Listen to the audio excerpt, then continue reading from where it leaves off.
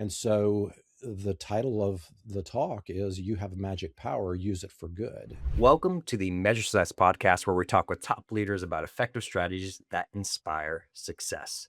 Thank you so much for all you do to help us grow and support the Measure Success podcast. As you know, we've become past 2 years the top 10 strategic planning podcast. If this podcast in particular is great to you, we always appreciate it when you go out, like, share, and send it to somebody else. We always appreciate your comments and what you do to help us continue to grow. And we always appreciate for getting great candidates, or if you may, people who come on the podcast like Jimi Gibson. Jimi Gibson is a marketing strategist, growth leader at Thrive Agency, where he helps build businesses scale through data-driven digital marketing and brand positioning, and importantly, understanding how to use AI as well. We'll be talking about a lot today. That is, of course, on everybody's mind. How do we actually change, since SEO is kind of going away, and going into how do we actually get into this new world of AI? We'll talk into that. And also, he's a TEDx speaker, and he's a magician. So we're going to have some really cool stuff we're going to talk about today, not our ordinary podcast. Jimi, welcome to the Measure Success podcast. Hey, Carl, glad to be here. Love your enthusiasm. This is going to be fun. Absolutely. All right. So I always love to start with a great story. And I think we were kind of prepping, talking about this. I love it. You were like, hey, I want to get on TEDx. And you tried and you tried. And by the way, very few people get on the first time, right? When they try these things. That's not an uncommon thing.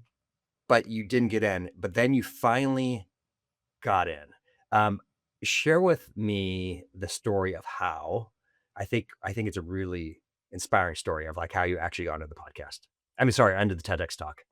So, you mentioned magic, and I've always had this performance blood flowing through my veins. And I thought, well, what's the next progression of that? Would love to be able to do a TEDx talk. And they're all over the country, and there's various requirements. Sometimes they'll have, well, most of the time they have a theme, and they want the talk to be aligned with that theme. And so, yeah, I just sort of drew a circle around where I lived at the time and said, I'm going to put in some applications and we'll see what happens. And it was either crickets or no thanks. And I was like, wow, what is going on? This is crazy. And so there were a couple of clues related to what TEDx is all about, right? It's ideas worth sharing. And they really don't want you to tell your story. It's not a resume. It's more about something to inspire somebody else. And so I just forgot about it and went on with my life. And my wife and I were sponsoring a young boy in Rwanda. They went through a genocide that was pretty traumatic. 1 million people were killed in 100 days. And so we thought, well, let's do our part and we'll sponsor this young man. It was a nominal amount of money to help with school uniform and, a little bit of medical stuff, school supplies. Well, we had the opportunity to go with a group over there, and we were going to meet this young man, Emmanuel. And of course, we visited some other places in Rwanda. I was fascinated with the country. It's the land of 1,000 hills. It's beautiful. And the day that we met Emmanuel, it's kind of, you see these pictures and they send you these pictures, and I'd taken a bunch of magic tricks over there with me, and I'm like, okay, I'm going to perform, magic. And I did some magic at the school, but magic is a little bit different over there in Africa. They informed me of that, and they said, yeah, we don't really want you to promote that. And I was like, oh man, this was my big opportunity. And so we just visited and got to know Emmanuel and visited his home. Interestingly, he left school because we told him we were going to visit him later. And the people at the school were like, he just left. And oh, wow, what happened? Well, he had actually gone home to talk to everybody in his village to borrow some chairs that we could sit on because his home had a dirt floor and no furniture whatsoever. And so he didn't want to be disrespectful, and he wanted to get these chairs. So anyway, it was a great trip. We get back home, and my wife and I are talking, and we're comparing notes, and we're like, you know what? Every time we talked to Emmanuel, there was an interpreter on his left side. And if the interpreter was on the right, he pulled them over to the left. And we're like, I wonder what that was about. And he's not doing very well in school. I don't know, maybe there's something going on. And so we asked the organization to investigate. Well, they came back and they said, well, interesting you would ask that question. We've just discovered that Emmanuel's had an ear infection for 8 years. And he didn't tell anybody because he knew that his family couldn't afford to pay for the medical treatment. And so the organization says, would you be willing to pay for the operation? And, we're like, well, we'd like to, but, in our Western brain, we're thinking, how much is that going to cost? So we said, well, why don't you investigate and let us know? And, maybe we can continue this conversation. So I guess a couple of weeks went by. Um, I was working in advertising agencies during the day. I was doing shows nights and weekends. And so I was in Washington, D.C., doing a show, coming back. I would call my wife and say, hey, I'm headed back. And she said, well, just so you know, the organization called and we have the price for Emmanuel's surgery. I'm driving down Interstate 95 going, oh my gosh, am I going to have to pull off the side of the road here? What's going on? And so she tells me the price, and I just, like, I didn't say a word. And she's like, are you there? I'm like, yeah, that's exactly how much I just made doing this magic show, something that I would have done for free, something I've been doing since I was 6 years old. Yes, we will pay for the operation. And so use that money, paid for the operation, got reports back that after the operation, his personality changed. He was more outgoing. He was doing better in school. And I went, oh my gosh, that's the TEDx talk. And so I filled out the application, got a yes. And so the title of the talk is You Have a Magic Power, Use It for Good. And really the theme is we all have something that we love that we take for granted, but you can activate that. You can help somebody right in front of you, or you could help somebody halfway around the world that never even knows what your talent is. And it's just an encouragement to get out there and do what you love and basically give it to somebody else. And so that's a long way to say, just be aware of things that are going on in your lives and things that you're passionate about, and you just never know where things are going to end up. So That's a remarkable story, and I love it how well, first of all, I mean, the most important thing, right? You changed a person's life. You literally obviously you've been supporting, the young man for years, but to get the operation where he now can more properly function, right? Amazing.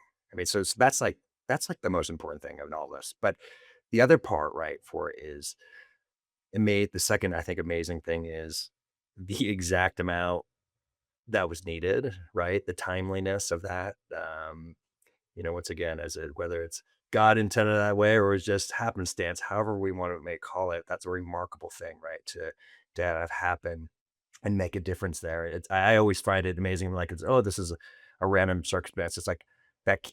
No way. Yeah, it's impossible in my opinion, right? Like the coincidence of that, and the chances of that happening, and then I love it too when like these decisions, it just becomes a no brainer, right? It's like of course, and then through that you get rewarded if you may, to share the story, right? And through the TEDx platform. I think just the story around that is amazing.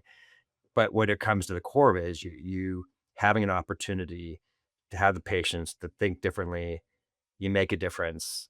And then that's how you're able to share that story. And what's important is the story of making a difference, right? That we all can do. I mean, I think the thing that hopefully everybody's listening is what is that one thing that we could do in our life that can make a difference? That's why we call this the Measure Success podcast. It's not just about profits in business. Yes, of course, we want to have profits in business, folks. You shouldn't have a business if you aren't trying to make a profit. But what really has an impact is how you're making a difference to the people you're around and with. That's the real power. So first of all, thank you for sharing that. I think I love that part around it. All right, so we're gonna curve into the business side, okay, here, and you were Thrive Agency, and I'm curious for you. Obviously, things have been evolving so much in marketing over the past.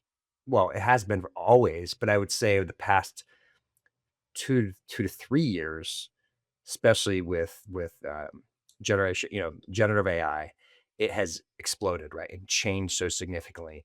We used to all go quote unquote to Google to search something, Hmm. and now most of us don't. I was a little actually annoyed. Perplexity locked me out. They said I now have to buy a higher thing because of credit shortages and energy shortages and whatever that. Okay, I got to figure out if I'm going to upgrade to another level on Perplexity.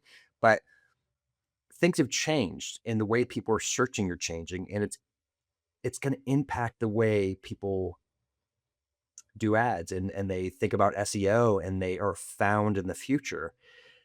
So tell us what you're seeing and how are you helping your clients be relevant not only today but in the future changes that are taking place? So, Carl, I'm going to go wide and then start to get a little bit narrow, and then you can interrupt me and say, "What did you just say?" Or "Let's take a left turn or a right turn," because it is a big topic. And I don't, everybody's in a different place with their knowledge of what's going on. And so, my passion is to sort of clear the smoke and mirrors, pun intended there, because there's a lot of misinformation out there. Um, and then there's a cool thing that happened to me related to this whole story, and so maybe we could get into that as well. But yeah, um, so Thrive has been around 20 plus years. We've seen just about every algorithm update, and I would say this has been the most disruptive that I've seen in my career outside of desktop publishing, having things get on a computer, right? Some of us remember that.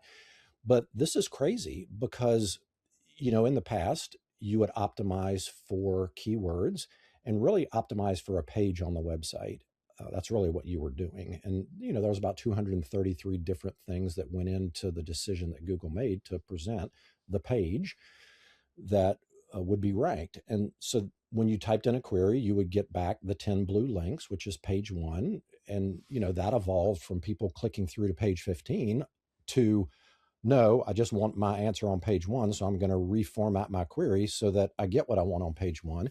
And then you just sort of decided, well, okay, which one of those links do I choose? You didn't have to choose the first one. You could choose the seventh one.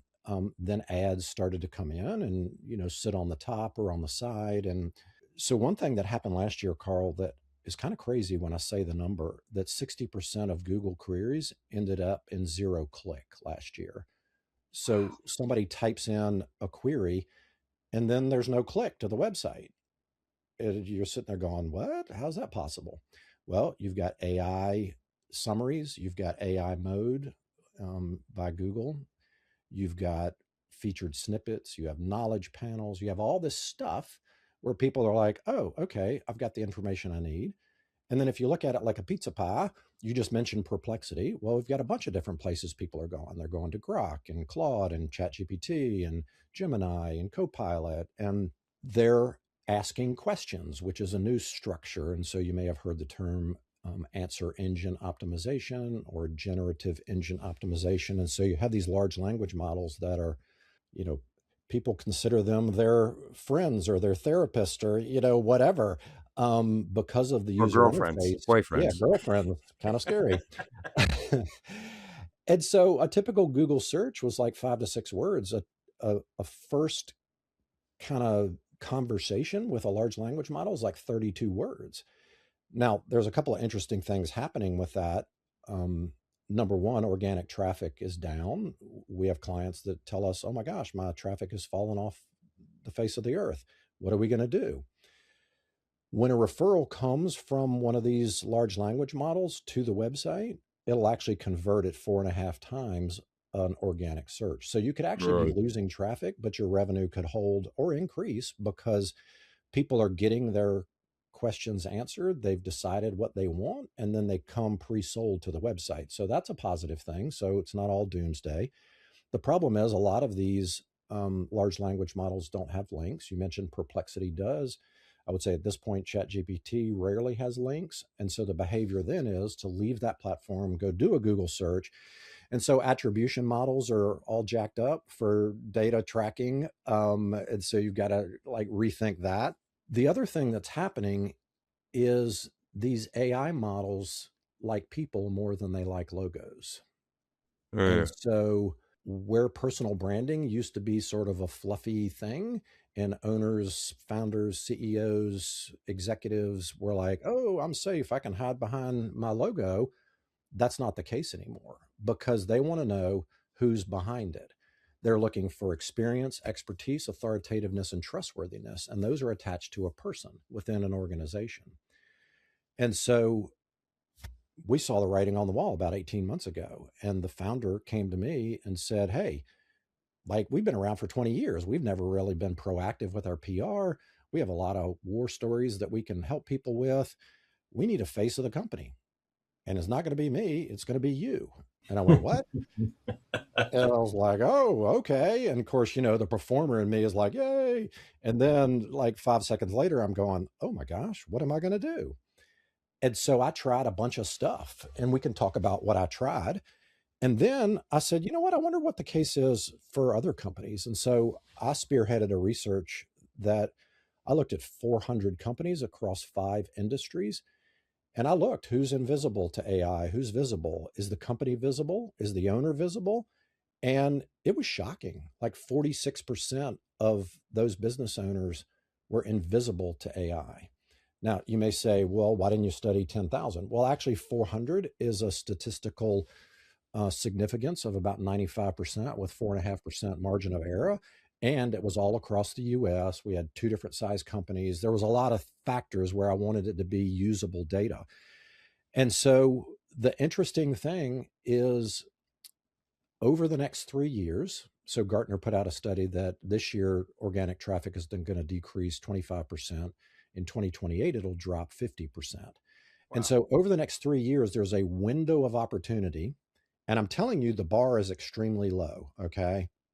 Search Engine Journal did a study with LinkedIn, and it was released at the end of 2025, where it said if an executive posts 10 times a year, not a month, not a week, 10 times a year on LinkedIn, their referral base will increase by 30%, and their deal size will be 3.7 times as large as a normal deal size.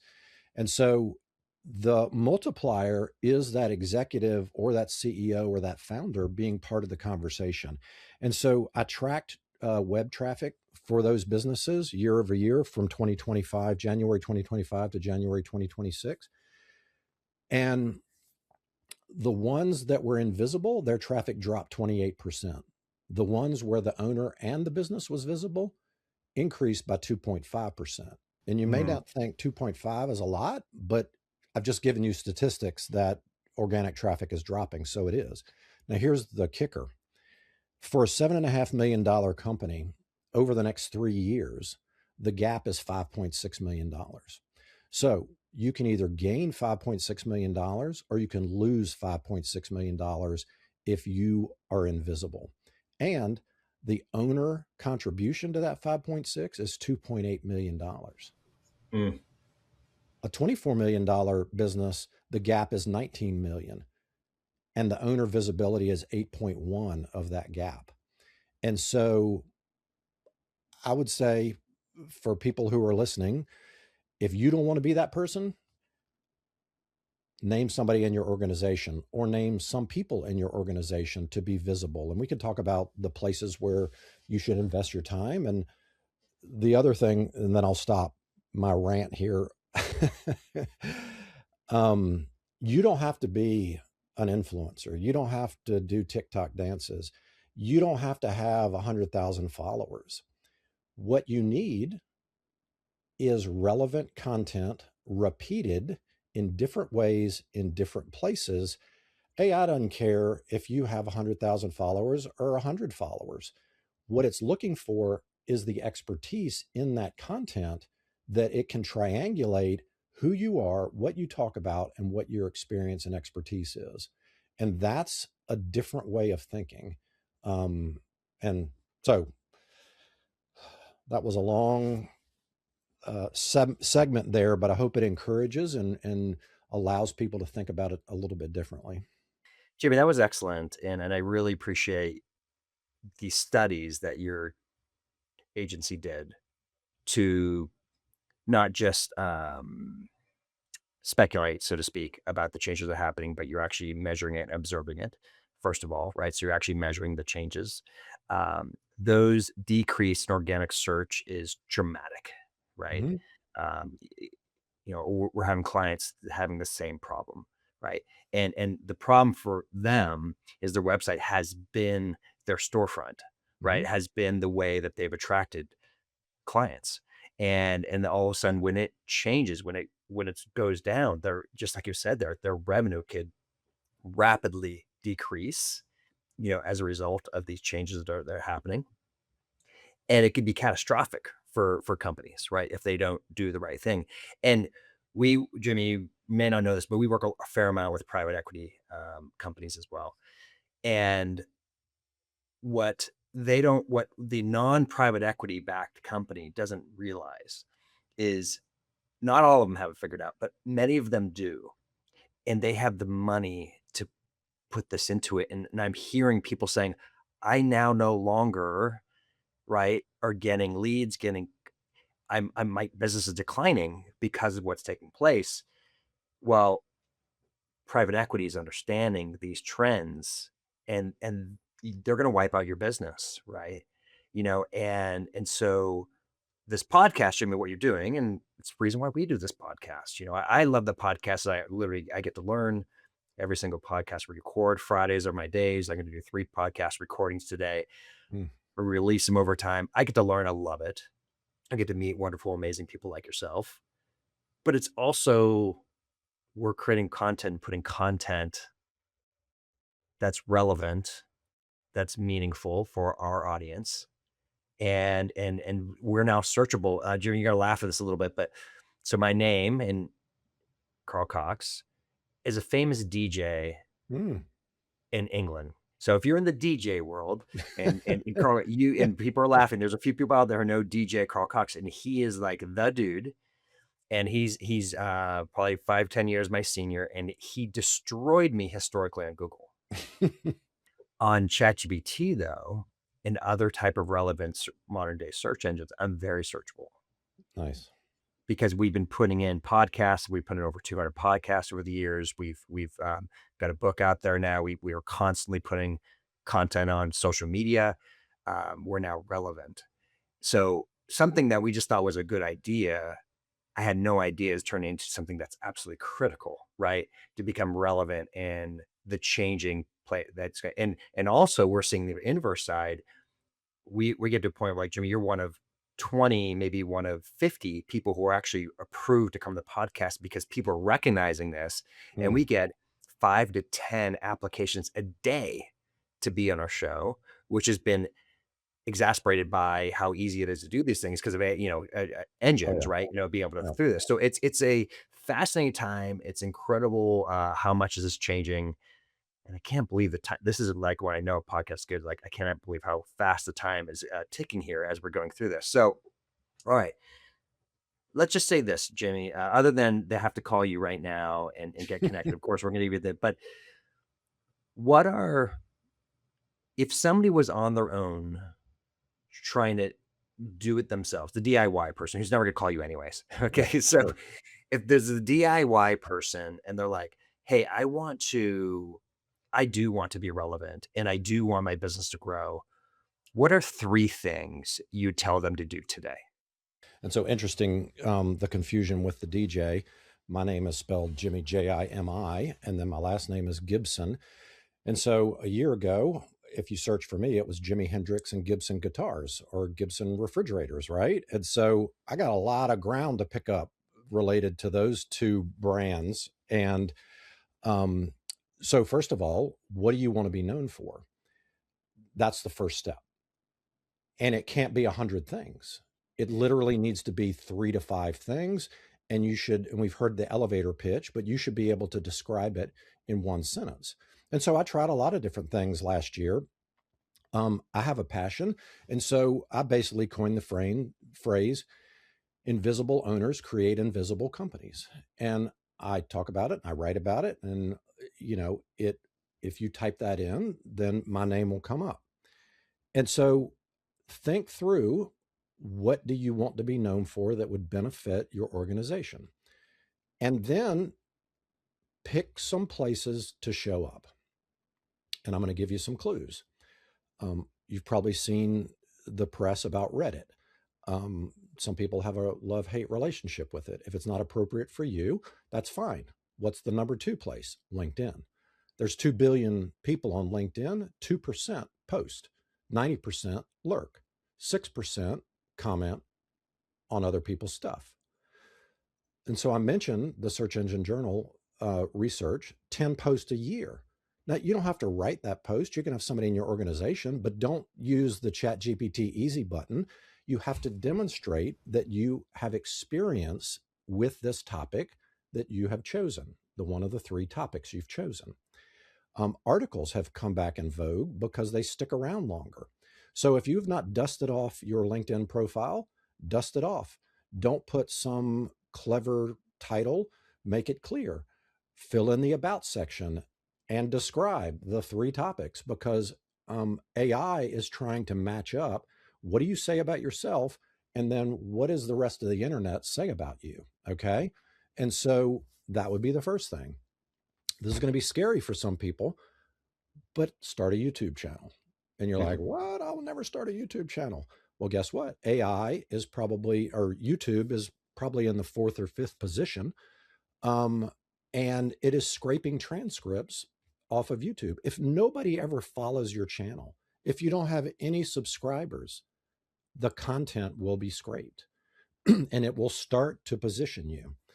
And I'm going to give you a secret hack as the next one here. So I don't know if we're at 2 or 3, but I have to give you the It's secret okay. If hack. it's a secret hack, it's permissible. Okay, good. You can literally set up a YouTube channel on your phone. You can connect it and get you a little tripod or something. Make sure you have good lighting. Don't have backlight behind you. Talk about something.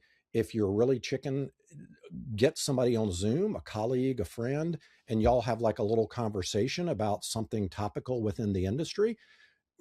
Save that recording from Zoom, post that on YouTube. Be consistent. Don't bite off more than you can chew. If you can only do it every other week, do it. If it's 5 minutes, 10 minutes, whatever the case is. But AI loves clarity, coherence, and consistency. And so whatever you do it on repeat. And so you could do a LinkedIn post or article one week, you could do a YouTube video the next week. And so those are things that the bar is literally on the floor. All you got to do is step over the bar. And if you don't do them, you're going to continue to be driven down through invisibility. So here's a hack. And they kind of relate to each other. If you have an about page on your website, that should be the home base for everything that you want AI to know about you. And so if you've had an article written about you, if you have been on a podcast, if you have a YouTube channel, if you have a LinkedIn profile, list them all on your about page. Okay. And that's sort of the home base and the index of where everything is. There's a little piece of code that you can put on the website called an llms.txt file. It's kind of like a robot.txt file, but it tells the large language models what to do with your website. So you can look that up. Claude will write that for you. You can use these tools to help you. And so here's the hack. One of the main places that AI goes is a Wikipedia page. It's pretty hard to get a Wikipedia page. If you start one on your own, it's probably going to get shut down. But there is a companion called a Wikidata page. So go to Wikidata, create a profile, and fill it out as completely as you can. And I would say it's right up there with a Wikipedia page. It has some signals that say, okay, I can see who this person is. And, that list right there should give you enough to do in the next 60 to 90 days. But yeah, hopefully that's helpful to the listeners. That was fantastic, by the way. I was taking notes as you were going through this, and obviously we provide notes, and great insights. I love it. This, once again, one of the reasons I love to do this, to hear great tips. Um, and what's awesome about this, of course, is I mean, it's kind of the magic you do, right, Jimmy? I mean, I loved how you did that combination, like, hey, I create magic. Well, there is a bit of magic, especially right now, right? Mm-hmm. And knowing these tips and these hacks, and knowing that there is still a process, no different than there was a process of experimentation and validation with SEO. We're learning what to do here in this next generative AI phase, right? Of like how to be relevant. And I love your concept of the, you know, invisible owner, invisible company. That's so true, right? You know, you do need a face. We do need brands, and you know this, Jane. There's a lot of amazing business owners have no interest in social media, Hmm. right? I actually respect that highly. I mean, I like 100% respect that. Absolutely. Personally, don't go on social media a whole lot. However, I realize it's where people's eyeballs are. And so finding ways to get out there and get your content out there is critically important. And so, you know, my thing, obviously, you know, if you're listening, you know, talking to Jimmy and his agency at Thrive Agency, these are the type of people to go with experts to triple, 10x your likelihood of being successful rather than try to hack it on your own, right? Yeah, you can get there, but you probably won't get it all right. You probably won't get the secret methodology of getting towards there. So, anyway, Jimmy, I love what you're talking about here. Yeah, I mean, sincerely, I think you may be a great candidate to speak at our workshops. So, we'll talk about that later down the road. Um, all right. So, if you may, let's quick hitters here. We just got a few minutes left. Um, Sure. how do you measure success with your clients?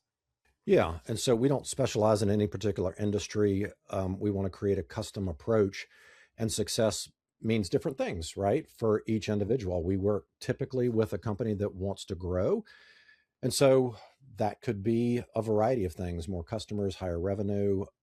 Typically, it boils down to what? Can your customer find you when they have that need? And so we're often getting into the conversation of how visible you are. And in the past, it was how many keywords do you rank for? And now it's how visible are you in the large language models? And then what does that mean from a revenue perspective? And how can we attribute the traffic that comes from that? So I would say the math is still the same. It just is a little bit different flow from, you know, person who has an interest through the sales funnel. And yeah, I would say if I talk with 100 business owners, success could have a nuance to it for each one of those. Yeah, for sure. Okay. I'm curious for you. You have a lot of amazing things going on, and you have this. You're a magician on the side, and you have the family with making a difference with. What type of personal habits that you do on a consistent basis to help make sure you're performing at your best? Yeah, great question. Um, I consume content voraciously because I have to know how things are relevant and how they connect. And so I have a pretty strict habit of reading books. I would say my career really took off when I started reading books. I could probably count the number of books I read through school on one hand. Like we were around when Cliff Notes were popular, right? Oh my gosh, that's a hack. Um, but just understanding other people's um, the way they think is amazing to me. I watch a lot of YouTube instructional videos. I subscribe to people's courses, all that kind of stuff. And then the other thing that I do is I purposefully turn off stuff, and I have downtime where if my phone is in my pocket, I'm going to start to look something up. So I have to kind of put it off to the side. And yeah, I live in Charleston, South Carolina, so it's beautiful weather, and love to go to the beach, love to go downtown and walk around. And often those epiphanies come when your brain is at rest because your subconscious is solving some kind of problem. And so, yeah, I wouldn't say I'm great at the balance on a week to week basis, but over the course of a month, it all sort of evens out. And then um, my parents are older. My father passed away in October. I saw how immobile they were in their final years. And I think moving is something that it's a non negotiable for me. I have to continue to move, whatever that means for you. Keep moving. Our bodies are meant to move. So, yeah, I would say those are three things. Great insights, and sorry about to hear about your father. And I will say, actually, I'll be in Charleston. Charleston's one of my favorite cities. Oh, Uh, nice. yeah, so I'll be there, and anyway, we'll talk about that right after the show. Uh, but yeah, if you haven't, folks, if you haven't been to Charleston, South Carolina, it is one of the gems. and probably he doesn't want it if you're living there, they don't want more people to come because, but it is amazing. The food's incredible. Yeah, and it's just a quaint and the history is remarkable Oh there. yeah. Just absolutely amazing. All right, so how can people connect? Actually, one more thing. What is of these books? What's a recent book that you think is really relevant today that people need to be consuming? I don't know if it's relevant. It's relevant today because of how immersed we are digitally. This guy, Jeremy Cowart, Cowart, wrote a book called I'm Possible. If you squish it together, it spells impossible. And he was a photographer, and he decided that he needed to impact the world in a different way. And you read that book and you go, oh my gosh, I'm not doing anything to help my community, to help my world. And so it's a mind expanding book that again goes with the theme of you have magic power, use it for good. Whatever you do can help somebody else. And so I think the component of appreciation and gratitude for the rest of humanity has to be a balance to driving. Like I could name off 10 business books or AI books right now, but I want to kind of take it in a different direction and say, like, don't forget about this other component of looking outside yourself. Stop looking in the mirror of what you can do. Look out the window of who's across the street or down the street or in your community. So, Yeah, yeah, good stuff. All right, how can people connect, Jimmy, learn more about you and your company? yeah. So I'm practicing what I preach. I post on LinkedIn 5 days a week, Monday through Friday. Have some sort of tip or video or something to think about. So would love for people to connect with me there. If you DM me, we can have a chat or, whatever. And then Thrive Internet Marketing Agency is just thriveagency.com. And I'm going to give some clues here. I write a long blog post on the company website every month. It's educational. And then it's followed up by about a 15 to 20-minute video on uh, YouTube. And so that process is also important for the company's visibility. I mean, we have a lot of articles and we have a lot of staff writers there, but I wanted to make sure that I was consistently putting out content under my name. So, That's fantastic. Jimmy, thank you so much for your insights today on the Merces podcast. yeah, thanks for having me, Carl. Everyone who's listening, I hope you've enjoyed this. This is, once again, I feel so grateful to have extraordinary people with relevant information on how to change and impact your company. And once again, if you're not doing these things that Jimmy's talking about today, these are not nice to haves anymore. These are need to have. And so the good news, you're not too late. But if you don't start working, you will be. And so once again, whether you do this on your own or connect with Jimmy's firm, that's what you want to do. You want to get into this, start moving towards it, start creating content, and you could start slow and get bigger, right? And you don't. And I love once again one of the little things I loved you said there, Jimmy. It's honestly pretty hard to do a monologue.